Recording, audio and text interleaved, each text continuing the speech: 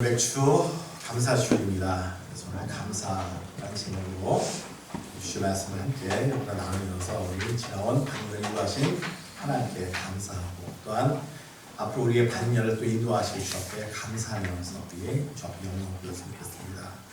그래서 우리 맥주절의 의미는 그 이스라엘 백성들이 가나안 땅에 들어가서 우리 첫 수확을 하는 것을 기념하는 의미입니다. 나는 뭐 볼이 진짜니까 나랑 의미가 없다라고 생각할 수가 있지만 여러분 중요한 것은 정신이죠, 마음이죠, 감사한 것이겠죠. 출애굽기 말씀이 이렇게 우리한테 얘기하고 있죠. 같이 읽습니다. 맥주절을 지키라. 이는 내가 수고하여 밭에 뿌린 것에 첫 열매를 거둡니다. 수장절을 지키라. 이는 내가 수고하여 이룬 것을 연말에 밭에서부터 거두고 정산을 합니다. 자, 가나안 땅에 들어와서 농사를 지었습니다. 그들은 여러분 가나안 땅에서 사실 처음 농사 짓는 거잖아요. 그들은 유목 민족이었고 그리고 애국 땅에서는 농사 짓는 환경이 분명히 달랐을 것 같아요. 어쩜 처음으로 자신들이 그 땅에 들어가서 짓는 첫 농사였는데 그때 그 첫 열매를 가지고 하나님은 먼저 드리라고 이야기합니다. 왜냐? 씨앗을 주신 분도 하나님이시고 햇빛을 주신 분도 하나님이시고 비를 주신 분도 하나님이십니다. 이 수확은 여러분 내가 수고했지만 누가 거두하신 거예요? 모든 것이 하나님의 은혜입니다.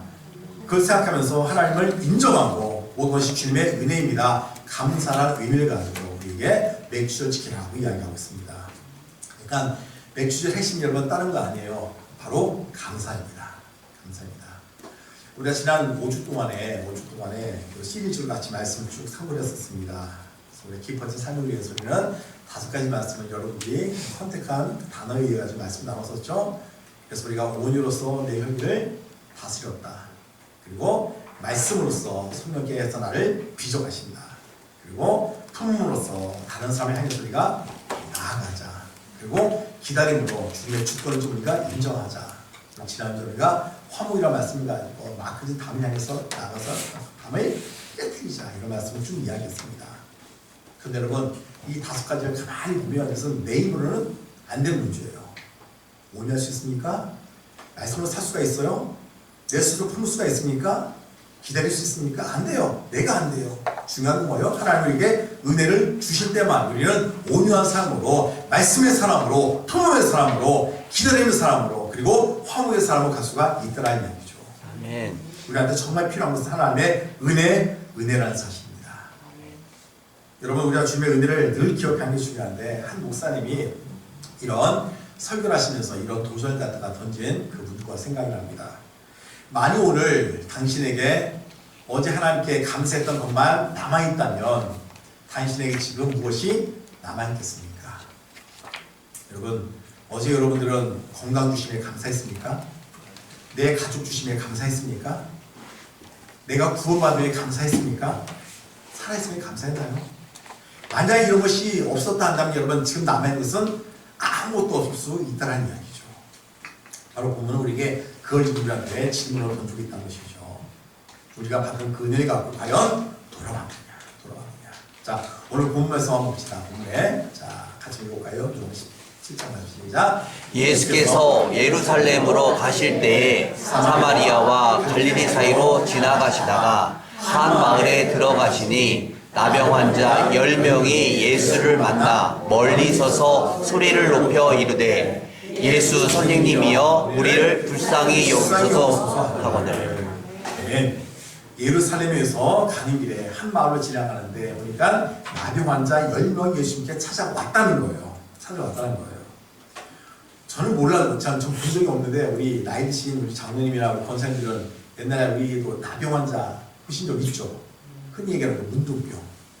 그리고 그게 무서운 게 살이 썩어 들어가는데 그 고통을 모른다잖아요.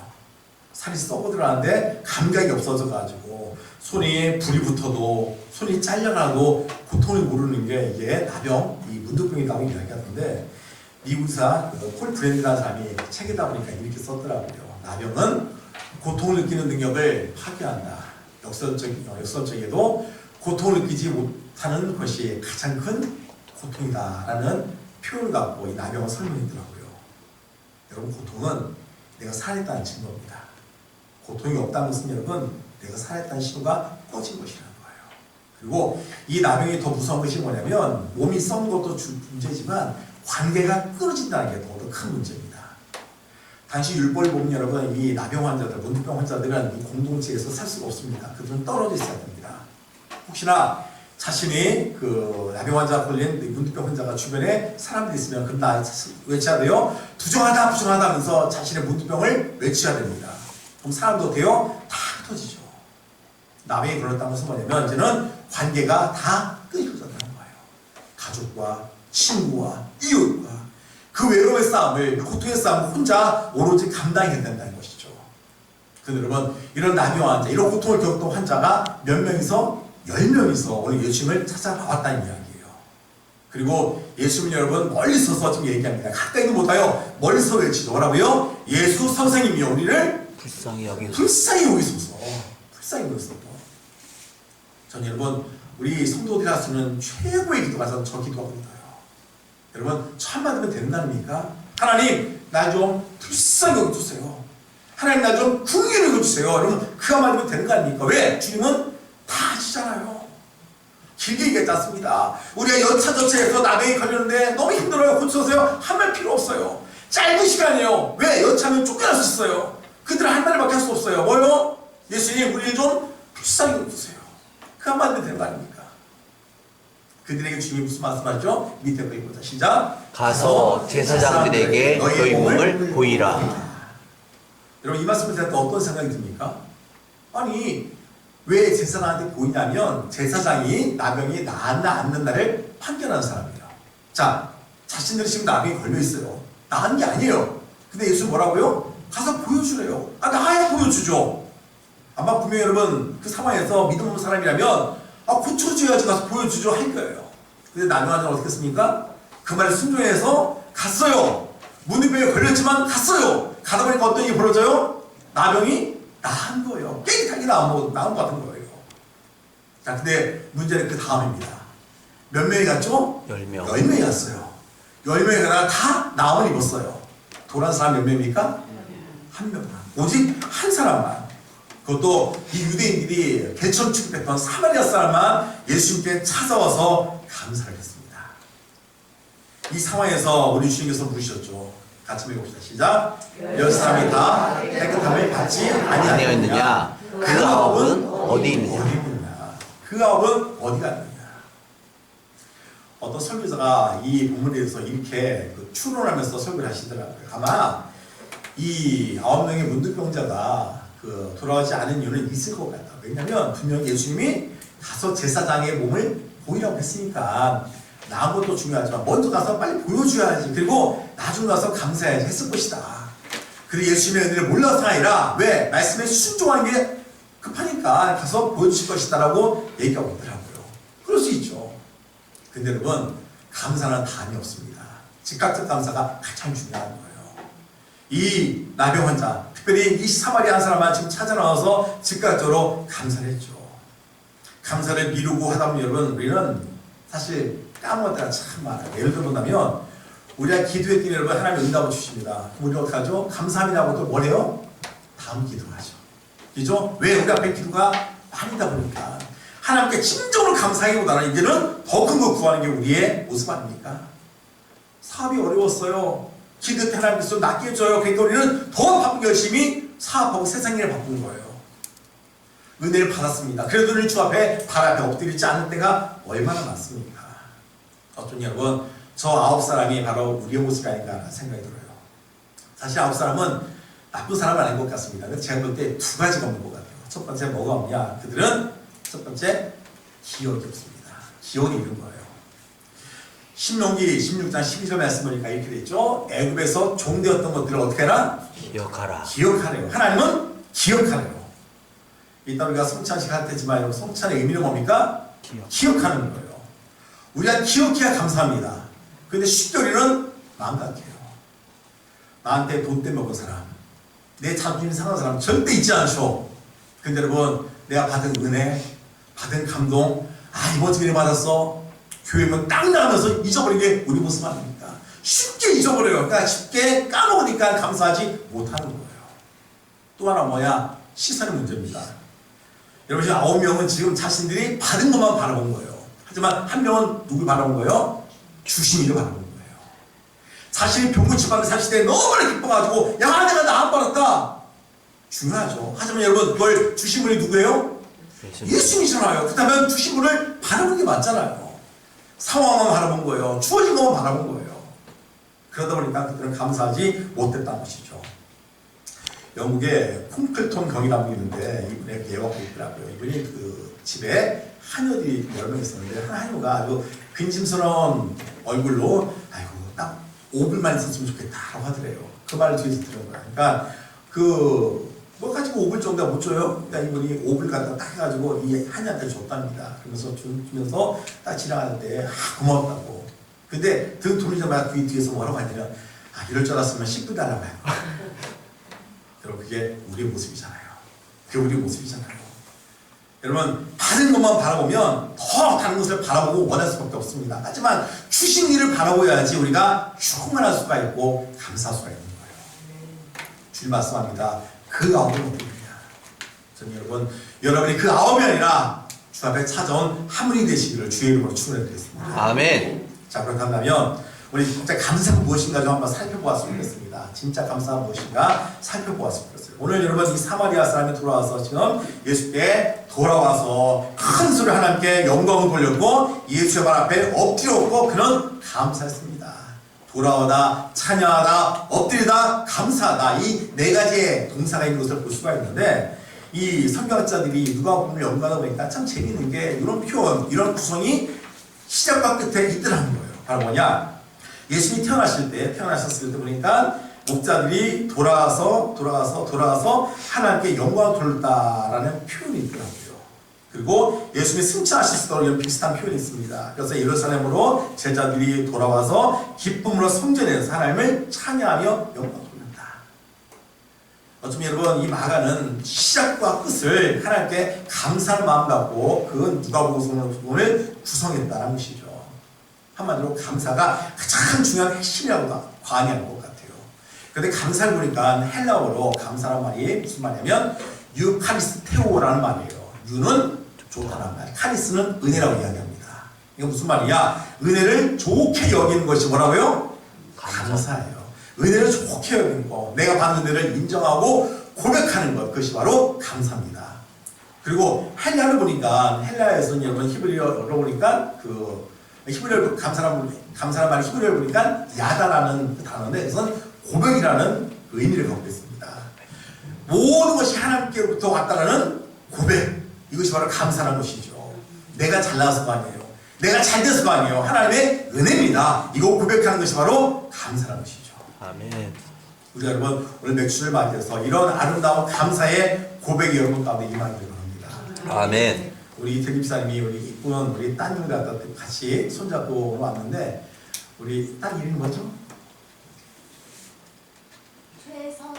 서진이. 이름도 이쁘다. 자, 서진이가 예를 들어 우리 엄마가 서진이한테 과자를 주었는데 서진이가 고마워요 하면 기분이 좋아요 안 좋아요?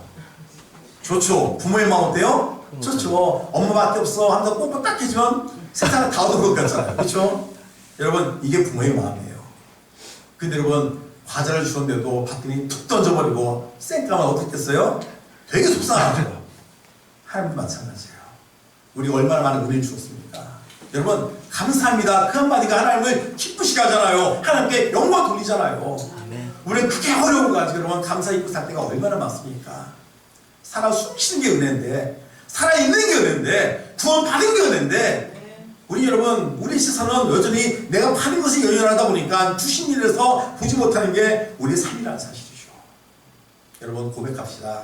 우리가 받은 것이 무엇인가를 정말 기억하면서 하나님 앞에 감사할 수 있는 저 여러분이 되시기를 주의 이름으로 축원드리겠습니다. 아멘. 이런 여러분 놀라운 은혜를 받았지만 아까 이야기했듯이 오직 한 사람만이 예수님께 돌아와서 믿음으로 고백했습니다. 그때 감사했죠? 그게 주님께서 무슨 말씀이었죠? 읽어봅시다. 시작. 일어나 가라. 내 믿음이 너를 구원하였느니라.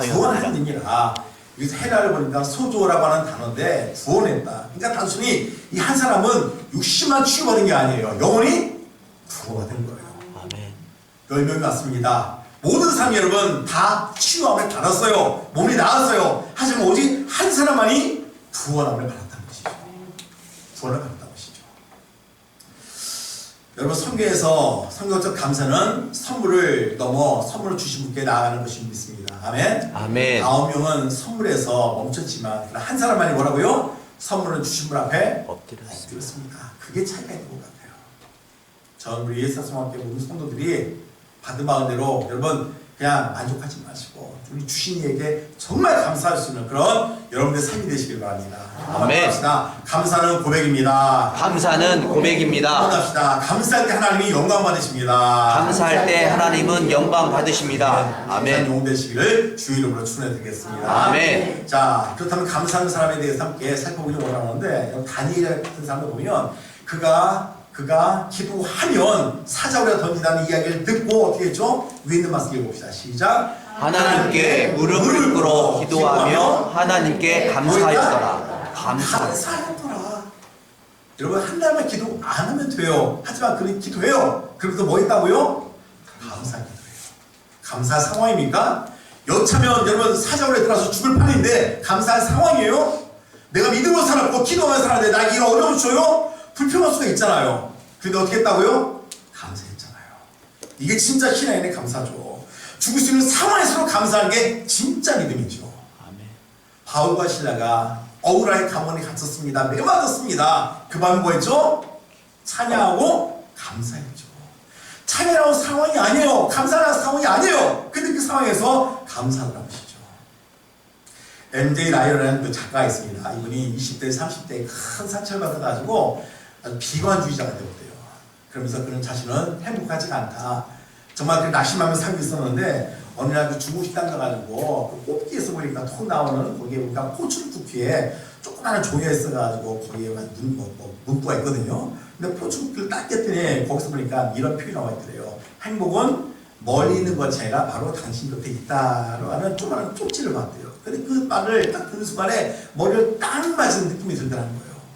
자기는 불행하다. 자기는 정말 불행하다 생각했는데 가만히 생각하니까 그래 행복은 멀리 있지 않은 것 같아 하면서 그가 마음을 가다듬었대요.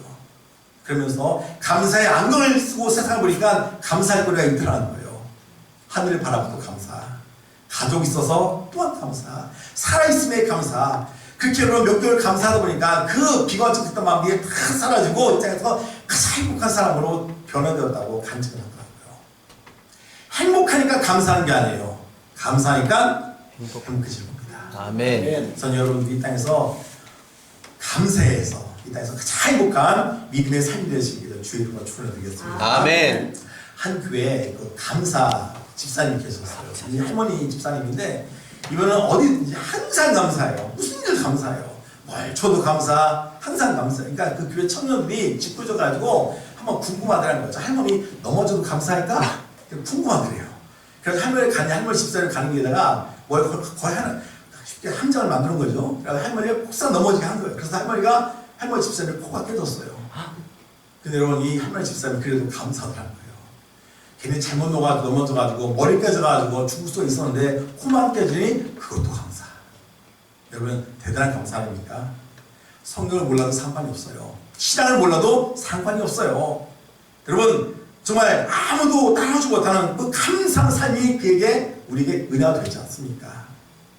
나중에 그 집사님이 돌아가시면서 알게 된 사실인데 그 자녀하고 그 며느리까지도 일찍 사고로 죽었대요. 그리고 손자 하나 데리고 살아가는 그리고 재산도 다 잃어가지고 정말 불쌍한 사람이었는데도 불구하고 그렇게 감사하면서 살아갔다라고 하더라고요. 여러분 이게 믿음입니다. 이게 신앙입니다. 다 있어서 감사한 사람 누가 못해요. 다 누리면서 감사한 건 누가 못해요. 하지만 없음에도 불구하고 죽은 상황에도 불구하고 진짜 감사하는 거 이것이 진짜 믿음이라는 사실이죠. 여러분 성경을 몰라도 상관없어요. 기도 좀 못해도 상관없습니다. 하지만 감사하는 사람은 진짜 성숙한 믿음의 삶인 것을 기억하시고 우리 하나님께 감사하는 사는 저와 여러분이 되시길 바랍니다. 자, 본문으로 돌아와서 여러분 특별히 맥주절이니까 다시 맥주절의 말씀을 보려고 하는데 신명기 16장 말씀을 보니까 이렇게 나와 있더라고요. 자, 시작. 너와 내 자녀와 내 성중에 있는 내임과 및 너희 중에 있는 객과 고아와 과부가 함께 내 하나님 여호와 앞에서 즐거워할지니라. 즐거워할지라. 맥주를 지키는데 하나님 앞에서 우리가 모두가 모여가지고 함께 즐거워하네요. 제가 와가지고 세스만교에 가장 많은 인원이 와서 지금 예배드리는 것 같습니다. 우리 박 교사님의 잔디도 손님까지 오니까 아주 꽉 차가지고 그러는데 이렇게 다 같이 모여가지고 맥주를 지키래요. 감사도 여러분, 혼자 감사하는 것보다 함께 감사하는 기쁨이 배가 됩니다.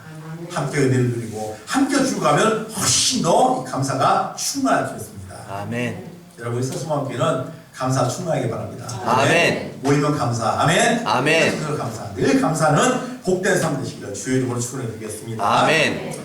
자, 한번 따라합시다. 나는 돌아오는 사람입니다. 나는 돌아오는 다시 사람입니다. 합시다. 은혜를 받았으니 감사하며 돌아옵니다. 은혜를 받았으니 감사하며 돌아옵니다. 여러분 그 한 사람, 은혜를 받았으니 돌아온 그 한 사람.